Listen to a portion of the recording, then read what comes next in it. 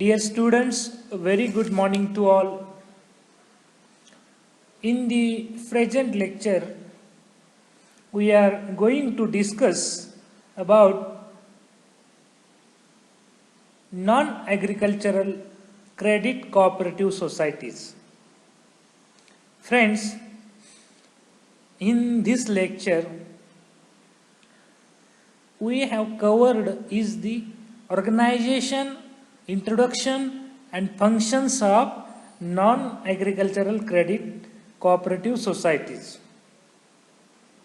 In the previous lecture, we are in detail discussion about the PACS, primary agricultural credit societies. So, in the next part of this topic is the non-agricultural credit cooperative societies. मित्रहो नमस्कार. यापूर्वीच्या लेक्चरला आपण प्राथमिक कृषी सहकारी पतपुरवठा संस्थांच्या वरती सविस्तरपणे भाष्य केलेलं आहे. त्याचाच पुढचा भाग म्हणून आपण आता बिगर कृषी सहकारी पतसंस्था ज्या आहेत या टॉपिक वरती आजच्या या लेक्चरला आपण सविस्तरपणे चर्चा करणार आहोत. मित्रांनो, या लेक्चरचा सुरुवात करत असताना आपण या बिगर कृषी सहपत संस्था ज्या आहेत त्या कशा प्रकारे कार्य करतात, त्यांची रचना कशी असते हे सविस्तर या लेक्चरमध्ये आपण पाहणार आहोत. Friends, this lecture is divided into main three parts. First is the introduction, second is the non-agricultural credit cooperative societies, and third is the conclusion. So friends, in the part of introduction,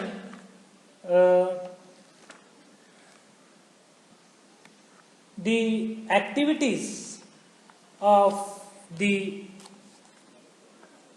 cooperative credit society in India are growing magnificently in volume of denominations to suit the changes curriculums and the needs to the customers.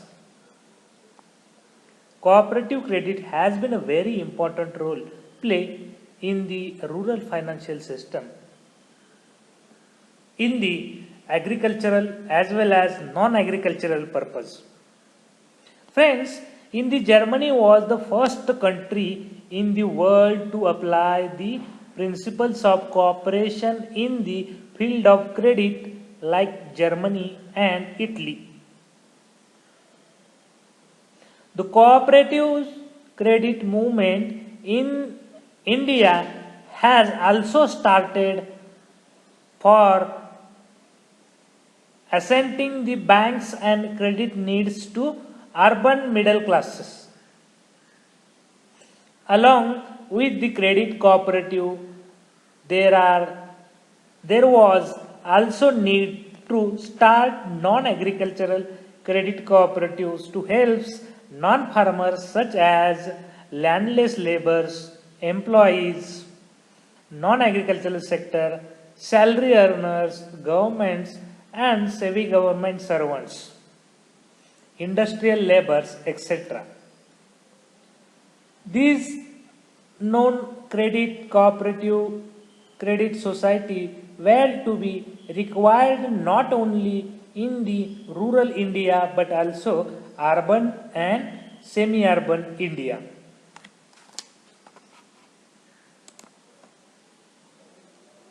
मित्रांनो, भारतातील सहकारी पतपुरवठा चळवळ ही प्रामुख्याने कृषी पतपुरवठा चळवळ या स्वरूपात सुरू झाली आणि त्याचा मोठ्या प्रमाणात विकास सुद्धा झाला.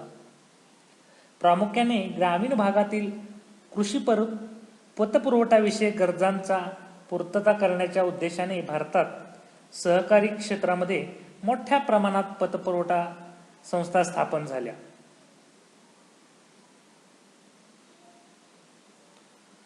तसेच ग्रामीण भागातील बिगर कृषी कारणांसाठी पतपुरवठ्याची आवश्यकता मोठ्या प्रमाणात भासत होती. मात्र याच वेळी शहरी आणि निमशहरी भागामध्ये राहणाऱ्या लोकांच्या तसेच ग्रामीण भागातील बिगर कृषी कारणांसाठी निर्मित पतपुरवठाविषयक गरजांची पूर्तता करणे सुद्धा आवश्यक होते. त्यामध्ये शहरी असतील, निमशहरी असतील, ग्रामीण भागातील छोटे व्यापारी असतील, स्वयंरोजगारीत व्यक्ती असतील, कुशल कारागीर असतील, निश्चित स्वरूपाचे उत्पन्न असणारे असे कर्मचारी व मध्यमवर्गीय लोकांच्या पतपुरवठाविषयक गरजांची पूर्तता करण्यासाठी भारतात सहकारी क्षेत्रामध्ये नागरी सहकारी बँका, नोकरदारांच्या पतपुरवठा संस्था तसेच ग्रामीण भागातील बिगर सहकारी कृषी पतपुरवठा संस्था, ज्यांना शहरी आणि निमशहरी भागापासून नागरी सहकारी पतपुरवठा म्हणून ओळखले जाऊ शकते, अशा संस्थांची स्थापना झालेली आपल्याला दिसून येते. त्या अनुषंगानेच आज आपण या लेक्चरला बिगर कृषी सहकारी पतपुरवठा संस्था याबद्दल सविस्तरपणे चर्चा करणार आहोत. मित्रांनो, बिगर कृषी कारणांसाठी सहकारी तत्वावर पतपुरवठा करणाऱ्या संस्थांच्या निर्मितीचा इतिहास जर आपण पाहिला तर त्या इतिहासामध्ये जगामध्ये सुरुवातीला जर्मनी आणि इटली या देशामध्ये 19व्या शतकाच्या मध्यामध्ये अशा प्रकारच्या पतपुरवठा संस्था स्थापन झालेल्या आपल्याला दिसून येतात. मित्रांनो, भारताचा जर विचार केला तर 19व्या शतकाच्या उत्तरार्ध अशा प्रकारच्या संस्था निर्मितीला भारतामध्ये सुरुवात झाली आणि महाराष्ट्रामध्ये मध्यमवर्गीय लोकांसाठी 5 फेब्रुवारी 1889 मध्ये बडोदा येथे परस्पर सहाय्यक संस्थेची स्थापना झालेली आपल्याला पाहायला मिळते, जिचं नाव होतं अनन्य सहकारी मंडळी. मित्रांनो, तत्कालीन भारतातील सहकारी संस्था कायदा 1904 च्या अनुसार मद्रास प्रांतातील कांजीवरम येथील देशातील पहिल्या नागरी सहकारी पतपुरवठा संस्थेची नोंदणी झालेली आपल्याला दिसून येते. त्यानंतर मुंबई असेल, म्हैसूर असेल या तत्कालीन इलाख्यामध्ये अशा प्रकारच्या सहकारी संस्थांची स्थापना झालेली आपल्याला दिसून येते. मित्रांनो, प्रामुख्याने दुसऱ्या महायुद्धाच्या काळानंतर भारतामध्ये नागरी सहकारी पतपुरवठा संस्थांचा विकास मोठ्या प्रमाणात झालेला आपल्याला दिसून येतो. 1946 साली स्थापन झालेल्या सहकारी नियोजन समितीने सुद्धा अल्प उत्पन्न गटातील नागरिक लोकांसाठी अशा प्रकारच्या संस्थेची गावागावात निर्मिती किंवा स्थापन करण्याची शिफारस त्यावेळी केली होती. अशा प्रकारे ग्रामीण भागामध्ये बिगर कृषी पतपुरवठा संस्थांचे कार्यक्षेत्र सुद्धा नागरी तसे ग्रामीण भागात असू शकते. त्यानुसार सदर संस्था आपल्या नियमावलीमध्ये नागरी किंवा बिगर कृषी या शब्दाचा समावेश करू लागलेले आपल्याला दिसून येतात. Friends, next part of this lecture is the functions of non-agricultural credit cooperative societies, and the third part is the conclusion. Friends, the second part is the functions of non-agricultural credit cooperative societies discuss in detail in next few points.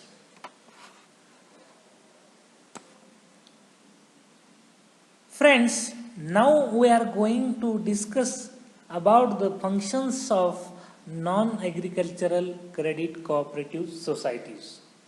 मित्रांनो, आपल्या या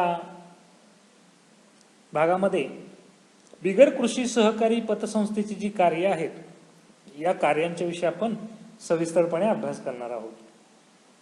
आपल्या सभासदांचे जीवनमान उंचावण्यासाठी त्यांच्या दैनंदिन आर्थिक आणि वित्तीय गरजा भागविण्यासाठी आवश्यक अशी कार्ये बिगर कृषी पतसंस्थांच्या माध्यमातून पार पाडली जातात.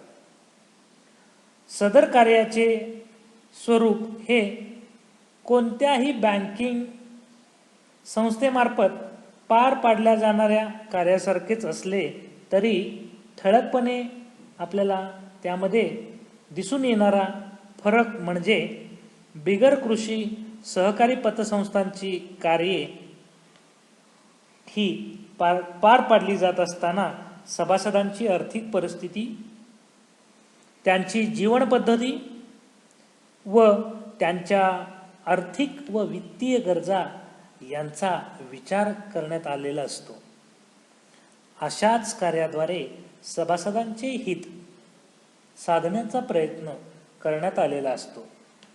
तर मित्रांनो, आता आपण काही पॉईंटच्या आधारे या बिगर सहकारी कृषी पतपुरवठा संस्था ज्या आहेत यांची कार्य आपण सविस्तरपणे पाहणार आहोत. Friends, the first function is the accepting deposits. These cooperative credit societies accepts the deposit from member as well as non-members of non-agricultural credit societies through accepting of various kinds of deposit from members as well as non-members of NAC. They include that habits of saving among them. This they helps the country to create a capital information for the nations. मित्रांनो, ठेवी सभासदांच्याकडून ठेवी स्वीकारणं हे एक महत्त्वाचं काम या बिगर कृषी सहकारी पतसंस्थांच्या माध्यमातून केलं जातं.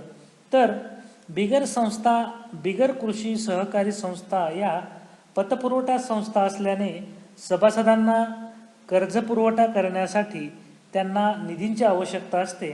सदर निधीचा सर्वात मुख्य स्रोत म्हणजे अशा संस्थांनी सभासदांच्याकडून निरनिराळ्या आकर्षक योजनांसाठी योजना आखून त्यांच्याकडून ठेवी जमा करून घेणं हे अत्यंत गरजेचं आहे. अशा प्रकारे ठेवी गोळा करणे हे सदर संस्थेचे प्रमुख कार्य आहे.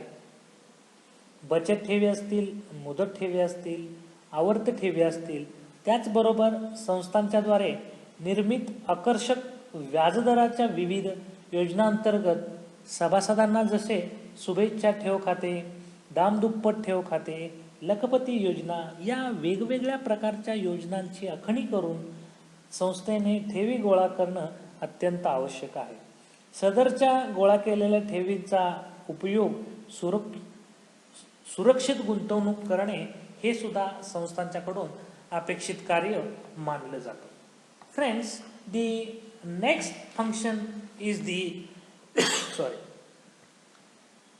granting loans. Those who are in need, particularly small farmers, handcrafts, artisans, paid employees, small traders, businessman salaries earners, and landless laborers. In addition to that, customer credit is the extended to buy customer durable products, mostly one hire purchase or installment basis. मित्रांनो, या बिगर कृषी पतपुरवठाच्या संस्था आहेत. या बिगर कृषी पतपुरवठा संस्थांचं महत्त्वाचं आणखी एक कार्य सांगितलं जातं की सभासदांना कर्जाचा पुरवठा करणे. सभासदांना संस्थेच्या मार्फत त्यांच्या गरजेनुसार अल्प असेल, मध्यम असेल, मुदतीची कर्ज पुरवठा करणं हे या संस्थेचं महत्त्वाचं कार्य मानलं जातं. बिगर कृषी सहकारी पतसंस्थांचे सभासद हे अल्प ते मध्यम उत्पन्न गटातील लोक असतात, ज्यामध्ये छोटे व्यापारी, स्वयंरोजगारीत व्यक्ती, कारागीर, नोकर, गृहिणी यांचा समावेश होतो. सदर सभासद वर्गाच्या दैनंदिन, व्यावसायिक वा आकस्मिक गरजेतून निर्माण होणारा जो कर्जपुरवठा विषयक गरजांची पूर्तता वा आकस्मिक गरजेतून निर्माण झालेल्या कर्जविषयक गरजांची पूर्तता सामान्यतः इतर बँकिंग संस्था अथवा पतपुरवठा संस्थांद्वारे वेळेत होणे हे दुरास्पास्त व किचकट प्रक्रिया असते. अशा वेळी त्यांच्या गरजांची पूर्तता ही बिगर कृषी सहकारी संस्थाद्वारे केली जावी. त्यामध्ये सभासदांना अल्पमुदतीची व छोट्या रकमेची कर्जेही बऱ्याचदा वैयक्तिक हमीवर विनातारण करून दिली जातात. मित्रांनो, सदर संस्थेद्वारे वैयक्तिक कर्ज, वाहन कर्ज, गृह कर्ज, मालमत्ता गहाण कर्ज, सोने तारण कर्ज, मुदत ठेव तारण कर्ज अशा प्रकारच्या वेगवेगळ्या कर्जांचा समावेश या कर्जांच्या प्रकारामध्ये होत असताना आपल्याला दिसून येतो. तर युवकांना रोजगार निर्मितीसाठी सुद्धा, व्यवसायांच्या निर्मितीकरता विद्यार्थ्यांना शैक्षणिक कार्यासाठी कर्ज उपलब्ध करून देणं हे या agricultural credit non agricultural credit cooperative सोसायटीचं महत्त्वाचं कार्य असलेलं आपल्याला दिसून येतं. Friends, next function is the collection and discounting the bills. Collections and discounting the bills. मित्रांनो, they collects bills and funds on the behalf of customers under creation instructions. They also discount the bills of exchange and funds, whereby they got commissions for such activity.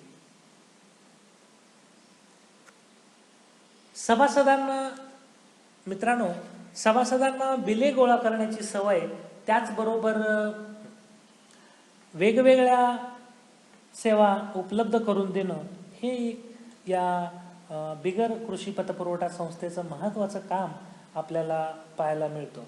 सभासदांना वेगवेगळ्या स्वरूपात जी बिले असतात त्या बिलांच्यावरती मोठ्या प्रमाणात discount करून देणं, शक्य असेल तेवढं डिस्काउंट उपलब्ध करून देणं आणि त्यांच्या सवयीमध्ये चांगल्या प्रकारे बदल घडवून आणणं हे या बिगर कृषी पतपुरवठा संस्थेचं महत्त्वाचं कार्य असलेलं आपल्याला दिसून येतं. Friends, the next function is the provisions of the safe deposit lockers. Friends, the members of non-agricultural credit society are need to safe deposit lockers to keep their important documents, silvers and golds, ornaments and other valuable items. These lockers are provided to the members of non-agricultural credit societies on the rental basis as per the norms. The members can be saved by keeping this item in the lockers. मित्रांनो, लॉकरची सुविधा उपलब्ध करून देणं हे एक सहकारी या आपल्या नॉन ॲग्रिकल्चरल क्रेडिट सोसायटीज आहेत, या बिगर कृषी पतपुरवठा संस्था आहेत, यांच्याकडे अत्यंत महत्त्वाचं काम म्हणजे की लॉकरची सुविधा उपलब्ध करून देणे. आपल्या सभासदांना त्यांच्या आवश्यकतेनुसार सोने असेल, महत्त्वाची काही डॉक्युमेंट्स असेल, चांदी असेल, जे व्हॅल्युएबल आयटम्स आहेत, या व्हॅल्युएबल आयटम्ससाठी यांनी लॉकरची सुविधा उपलब्ध करून द्यावी, जेणेकरून त्यांचं जे महत्त्वाचं साहित्य आहे ते सभासदांचं महत्त्वाचं साहित्य किंवा वेगवेगळ्या प्रकारचं मौल्यवान वस्तू या सेफ स्वरूपात बँकेच्या लॉकरमधील राहतील आणि याच्या बदल्यात बँकेनं त्यांच्याकडून काही रक्कम जरी आकारली तरी काही हरकत नाही, असं या सभासदांना ही सेवा देणं अत्यंत गरजेचं आहे की जेणेकरून सभासद आपली मौल्यवान सेवा, मौल्यवान वस्तू, ठेवा हे बँकेच्या लॉकरमध्ये सेफ स्वरूपात ठेवू शकतील. Friends, the next function is the collection of bills and premiums. The non-agricultural credit societies collects the pensions and distribute to the members. In addition to this, they accept the electricity bills, insurance premium of their customers. मित्रांनो, bill आणि प्रीमियमचे जे संकलनाचं कार्य आहे ते या सहकारी या बिगर कृषी पतपुरवठा संस्थांच्या मार्फत केलं जातं. यामध्ये बिल जमा करून जी काही बिले असतात ती बिले जमा करून सभासदांना त्यांचे वाटप करणे आणि ज्याप्रमाणे सहकारी बँका काम करत असतात, ज्या पतपुरवठा संस्थेतील ज्या इतर पतसंस्था ज्याप्रमाणे काम करतात, म्हणजेच collections of bills and premiums, त्यामध्ये प्रीमियमचे जे वेगवेगळे प्रीमियम्स असतात, LICचे प्रीमियम असेल, कर्जाचे हप्ते असेल, या वेगवेगळ्या गोष्टीचं संकलन करून आपण ही त्या कस्टमरांना अट्रॅक्ट करायचं. लाईट बिल असेल, या वेगवेगळ्या स्वरूपात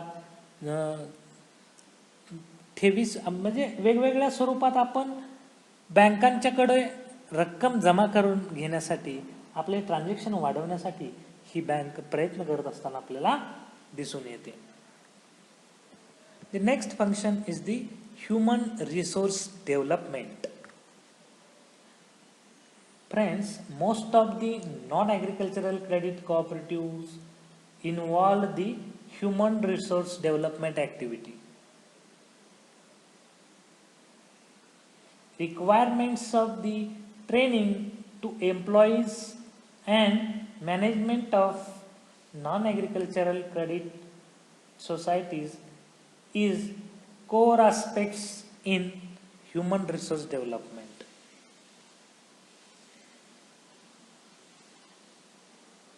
The enhancement of efficiency and quality among the employees and employers, it provides education and training facility providedly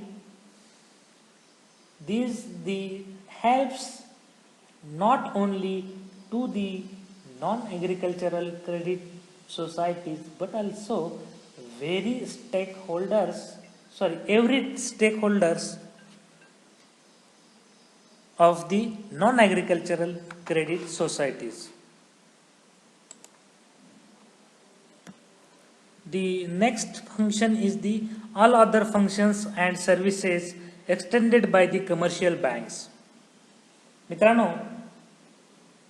non-agricultural credit cooperatives are also rendering the functions as well as services as it is rendered by commercial banks The functions and services like computerization of the non-agricultural credit cooperative, ATM facilities, tally banking, electronic fund transfer, mobile banking, provision of debit cards, credit cards are beginning provided by the non-agricultural credit cooperative societies. मित्रांनो, व्यावसायिक बँकामार्फत ज्या सेवा सुविधा दिल्या जातात त्या सेवा सुविधांची सेवा सुविधा सुद्धा या कमर्शियल बँकांच्या या नॉन ॲग्रिकल्चर कोऑपरेटिव्ह क्रेडिट सोसायटीच्या मार्फत सुद्धा आपल्याला दिल्या जात असतात.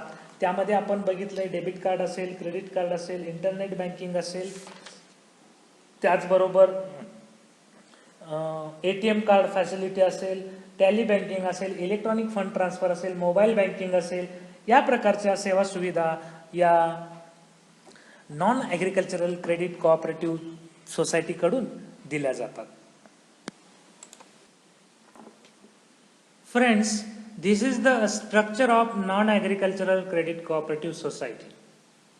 मित्रांनो, हे सहकारी बँकिंगच्या रचनेमधील आपण बिगर कृषी पतपुरवठा संस्था ज्या आहेत त्या संस्थेचं रचना कशी असते हे पाहत आहोत.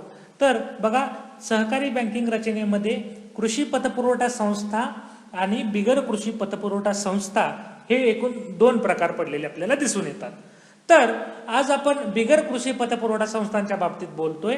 तर बिगर कृषी पतपुरवठा संस्थेच्या परत 2 प्रकार पडलेले आपल्याला दिसतात. त्यामध्ये नागरी सहकारी बँका, त्याचबरोबर बिगर कृषी सहकारी पतसंस्था किंवा त्यालाच आपण नोकरदारांच्या पतपुरवठा संस्था असं म्हणतो. मित्रांनो, बिगर कृषी सहकारी पतसंस्थेची रचना जाणून घेण्यासाठी आपल्याला या संकल्पनेतून जे समाविष्ट नागरी सहकारी पतसंस्था आहेत याची जी नियमावली काय होती, याचं जे गरज का होती हे पाहणं अत्यंत गरजेचं होतं. म्हणजेच नागरी सहकारी पतसंस्था या शहरी भागात आर्थिकदृष्ट्या दुर्बल घटकांना तसेच कामगार वर्ग असेल यांना उत्पादक व अनुत्पादक स्वरूपाचा कर्ज पुरवठा करत असतात व या पतसंस्था सभासदांना बचतीची सवय वाढीला लावण्यासाठी वेगवेगळ्या स्वरूपात ठेवी स्वीकारून त्यावर आकर्षक वेगवेगळ्या योजनेच्या मार्फत भांडवल गोळा करण्याचं काम करत असतात. तर या प्रकारे ही सहकारी बँकिंगच्या रचनेमधील बिगर कृषी पतपुरवठा संस्थेची रचना अशा प्रकारे आपल्याला पाहायला मिळते.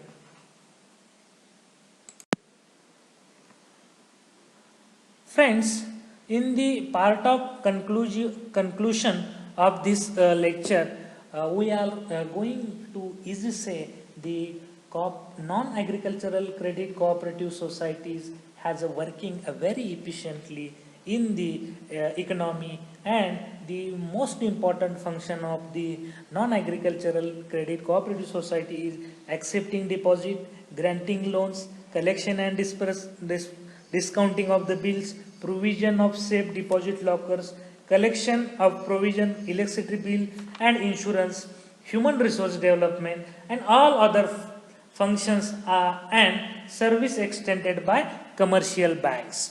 मित्रांनो, आजच्या या लेक्चरला आपण बिगर कृषी पतपुरवठा संस्थांच्या मार्फत जे कार्य केली जातात, बिगर कृषी पतपुरवठा ज्या संस्था आहेत यांची जी रचना आहे यावर आपण सविस्तरपणे भाष्य केलेलं आहे.